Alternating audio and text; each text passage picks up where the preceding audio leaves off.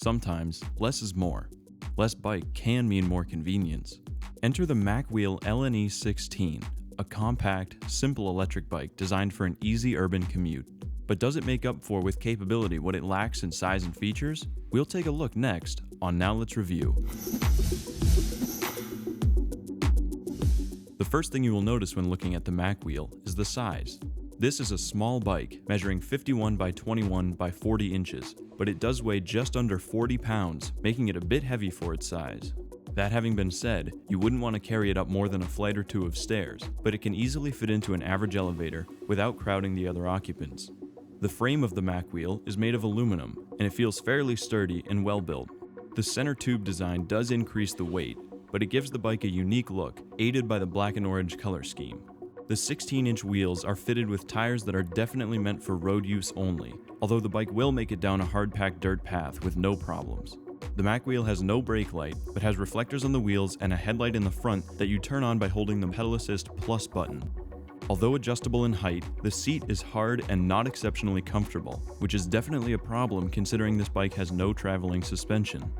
The tires are not big enough to soak up any bumps, so you end up feeling every imperfection you ride over. Plastic fenders are found on both the front and back tires, and they seem like they would do a good job blocking water or dirt in wet conditions. Disc brakes are found on the front and back wheels as well, but the factory brake setup was so bad that the bike took an unsafe amount of time to stop even when squeezing the brakes as hard as possible, so definitely check and adjust the brakes before riding. If you know how to adjust brakes on a bike, it's very straightforward, but if not, consult with a professional at a bike shop.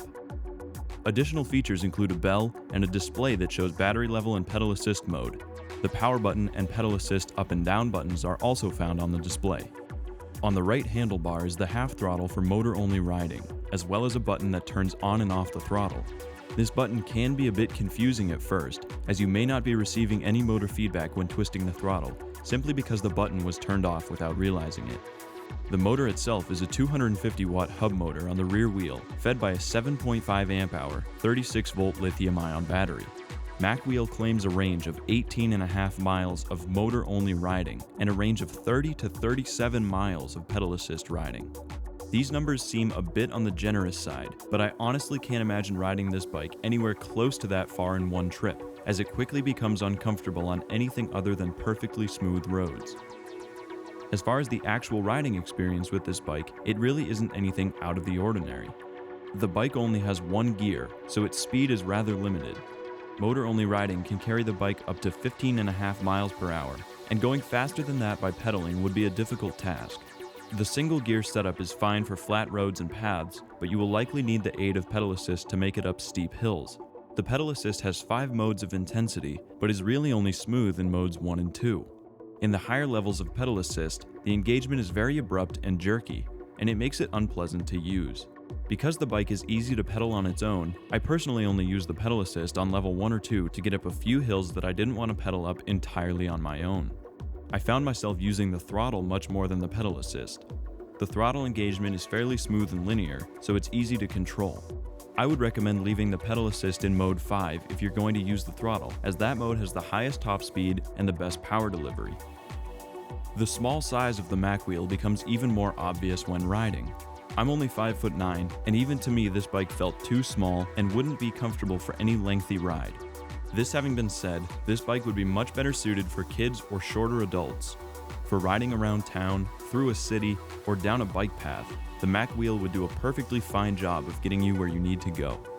As far as convenience, the MacWheel has its ups and downs. The battery takes 4 to 6 hours to charge fully, but it's not removable, so you would either need to bring the bike inside at your destination or have access to outdoor outlets.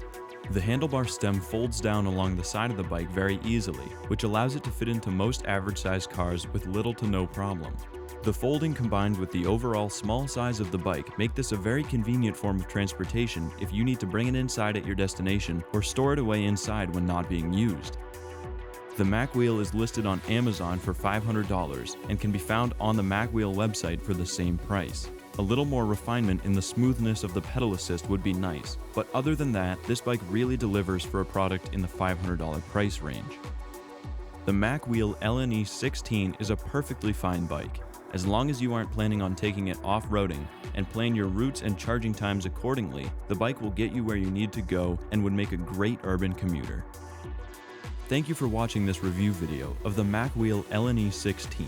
If you like this video and want to see more like it, please like, share, and subscribe to our channel.